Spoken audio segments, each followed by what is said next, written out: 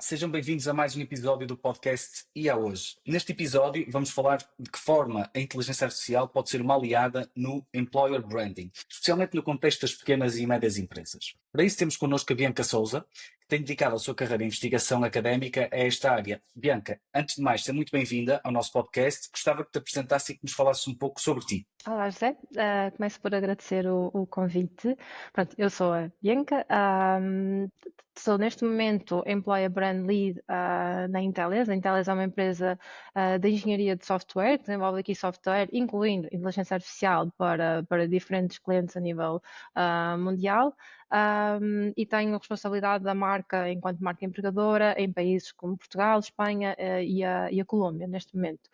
Tenho cerca de 10 anos de experiência nesta área, na área de employer branding, comunicação interna, marketing digital, gestão de eventos e para além da vertente profissional, também tenho apostado aqui na vertente académica, tenho doutoramento em ciências empresariais pela Universidade Portucalense. E tenho a minha investigação é muito alicerçada nesta área de employer branding, na área de branding e brand equity, sempre aqui na perspectiva dos colaboradores. E se calhar, explicando de uma forma muito sucinta aquilo que é o employer branding, basicamente é uma estratégia que tem como principal objetivo atrair, desenvolver e preservar aquilo que é o talento das organizações. Ou seja, tal como quando nós estamos a trabalhar, por exemplo, o marketing no B2B ou no B2C, o nosso principal objetivo é otimizar aquilo que é a experiência dos candidatos, dos colaboradores na sua jornada com a organização e nos vários pontos de contacto que têm com a organização. Temos também como objetivo trabalhar esta reputação, ou seja, a reputação das organizações como bons locais para trabalhar, para estes diferentes stakeholders, sejam eles os colaboradores, os candidatos ou até mesmo a sociedade em geral. Assim, muito resumidamente, diria que é isto. Muito obrigado, Bianca. Muitas vezes, quando falamos em employer branding ou mesmo em inteligência artificial, há quem associe estas duas ideias ao facto de ser apenas para empresas grandes, com grandes recursos, com grande capital, etc. Tu achas que as pequenas e médias empresas têm espaço para investir nisto? Eu diria, se calhar, spoiler alert, mas claro que sim, e agora explico se calhar porquê. Primeiro, o que é que nós vemos no mercado, especialmente nos últimos anos? Nós vemos no mercado uma grande dificuldade das empresas em atraírem talento, uma grande escassez de talento, e especialmente vamos ver no futuro escassez das skills ou das competências que tanto as grandes empresas como as pequenas e médias empresas vão precisar para sobreviver. E isto ou este cenário não impactam só as grandes empresas, impactam também as pequenas e as médias empresas. Por isso, se as pequenas e as médias empresas não pensarem estrategicamente nesta área, vão estar a perder vantagens competitivas no mercado e vão pôr, se calhar, em questão até a sua sobrevivência no mercado, porque sem talento, sem este talento humano, acredito que por muita inteligência artificial, este ainda será necessário no futuro. E tendo em conta este cenário, quando eu digo pensar estrategicamente, não significa que se tenha que fazer aqui um investimento a nível monetário avultado, mas sim que devem começar, por exemplo, por pensar estrategicamente qual é a sua proposta de valor única. O que é que torna a empresa, a pequena média empresa, única das outras? Porque existem perfis de candidatos para grandes empresas e existem perfis de candidatos e de colaboradores para pequenas empresas. E quando eu falo desta proposta de valor única, não queremos cair naqueles clichês daquelas propostas muitas vezes que nós vemos nas empresas de flexibilidade do horário ou um bocadinho mais do mesmo, mas sim, efetivamente, o que é que as torna únicas? E esta realidade das pequenas e médias empresas podem ter algumas características que efetivamente sejam interessantes. Por exemplo, o facto das pessoas conseguirem ter um crescimento mais rápido ou de sentirem um impacto no negócio muito mais facilmente do que, por exemplo, numa grande empresa. Por isso, começar por pensar esta proposta de valor única, perceber que uma boa estratégia de employer branding não significa ter muitos candidatos, ter uma grande pipeline, significa atrairmos aquelas pessoas com o perfil certo para a nossa realidade.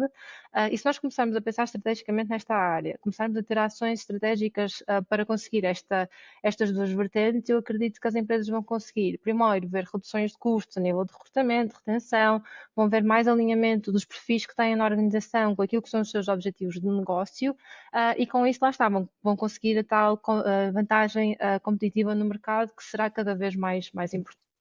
Certo. Portanto, mais vale uma estratégia de poucos, mas bons, do que muitos e com um custo elevado para as Sim, empresas, sim, sim, sim, etc. sim, Muito bem. exatamente. Então, e na prática, há algum tipo de ferramenta ou de abordagem simples que tu recomendes? Se calhar até, e lá está, como nós estamos aqui também num podcast de inteligência artificial, se calhar tenho aqui 3 ideias de como é que as pequenas e médias empresas podem também aproveitar neste momento, ou nesta era, a inteligência artificial para começar a otimizar aquilo que são as suas estratégias de employer branding. Até porque eu acredito que estamos numa época muito interessante também para as pequenas e médias empresas. Porquê? Porque a inteligência artificial acaba por vir democratizar aquilo que é o acesso que existe à criação de conteúdo, à produção de estratégias, à análise de dados, etc.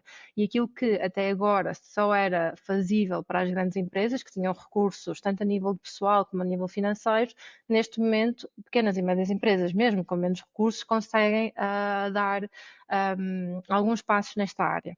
O que é que eu recomendaria? 3 coisas. A primeira, qualquer estratégia de employer branding começa com um bom diagnóstico, uma boa pesquisa de mercado.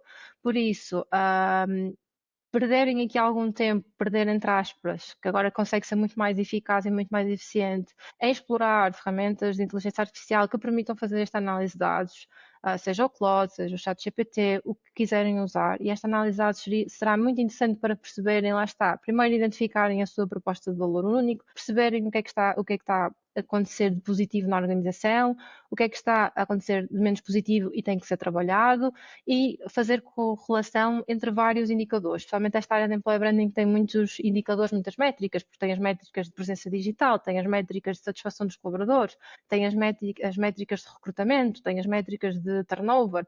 Tudo isto deve ser analisado, correlacionado e pode, lá está, a inteligência artificial pode ajudar nesta etapa de análise de dados e no fornecimento de insights que nós podemos depois potenciar a nossa estratégia. A segunda área seria, então, a produção de conteúdo. Lá está, se nós queremos dar a conhecer a nossa proposta de valor único, temos que fazer conteúdo de uma forma consistente, de uma forma clara, de uma forma transparente, e aqui existem várias ferramentas que podem otimizar esta produção de conteúdo.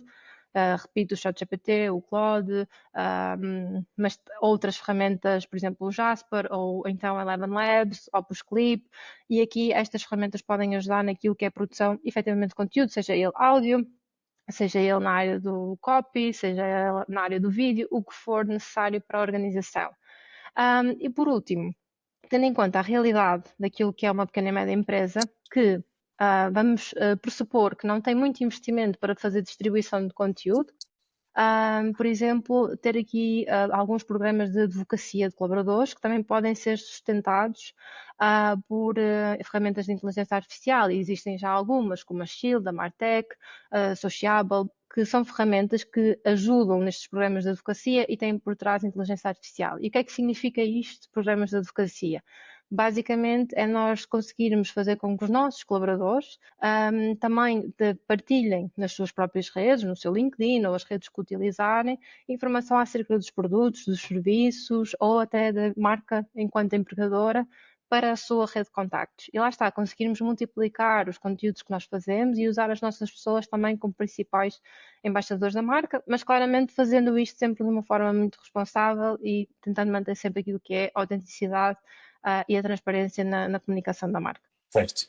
Portanto, já olhamos agora para as vantagens da utilização deste tipo de ferramentas, de soluções. Que tipo de riscos ou erros é que achas que uma PME deve evitar ao utilizar a inteligência artificial nesta área de employer branding? Olha, eu diria que, primeiro, se calhar um erro que pode ser comum utilizando inteligência artificial ou não utilizando inteligência artificial.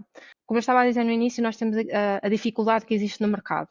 E o que nós vemos, ou pelo menos nesta área, o que se vê muito é às vezes as empresas a caírem no erro ou na falácia de tentarem vender o produto perfeito e que são perfeitas e que é tudo maravilhoso, e nós sabemos que não existem empresas perfeitas. Por isso, eu diria que primeiro tentar manter, lá está, não florear demasiado, até porque o pior erro que nós podemos fazer quando estamos a fazer comunicação é prometer uma coisa que depois não será cumprida, e aí o prejuízo vai ser maior do que o benefício.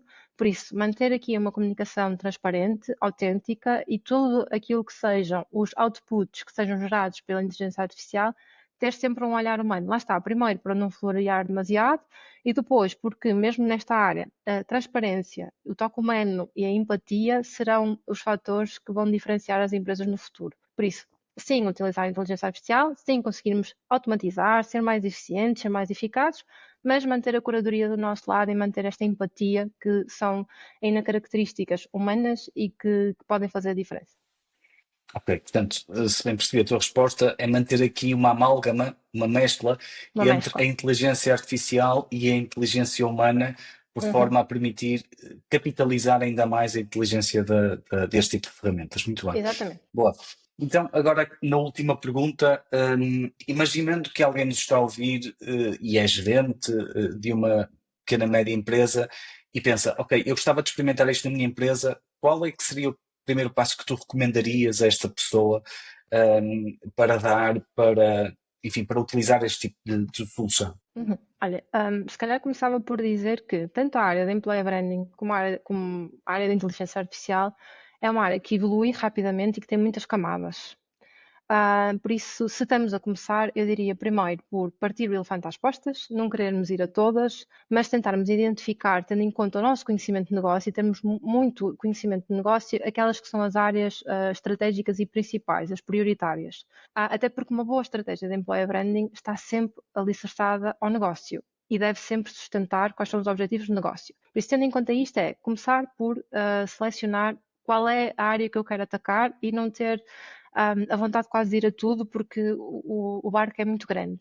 Depois conseguirmos detectar essa área, um, selecionar, por exemplo, as ferramentas de inteligência artificial que mais nos possam ajudar e tentar compreender profundamente essas ferramentas, ou seja, tentarmos perceber efetivamente todo o potencial que elas nos possam dar. Ou seja, um exemplo, não ir só ao ChatGPT, deixar um prompt tipo, e esperar uma resposta ótima, mas sim tentar perceber, por exemplo, como é que funcionam as tarefas automatizadas, como é que funcionam os GPTs, como é que funcionam os projetos, tudo o que puder ajudar a organização. E por último, diria que é uma questão mais de mindset e de cultura, mas que eu acho que realmente é importante para estas duas áreas, que é uma cultura de growth mindset, é uma cultura de experimentação, é uma cultura de não ter medo de falhar e saber que a solução que nós estamos a implementar hoje, amanhã pode ter que ser diferente, e que esta aprendizagem contínua faz parte do processo. Muito bem. Bianca, penso que o nosso tempo terminou, assim como as minhas perguntas. Um muito obrigado uma vez mais pela tua Obrigada, eu. participação, por teres enriquecido tanto aqui a nossa conversa. Espero que quem nos tenha ouvido também tenha gostado e tenha aprendido alguma coisa com esta nossa convidada. No mais, resta-me despedir e agradecer a todos pela vossa presença virtual. Uma vez mais, Bianca, muito obrigado pela tua presença e até à próxima. Obrigada, até breve.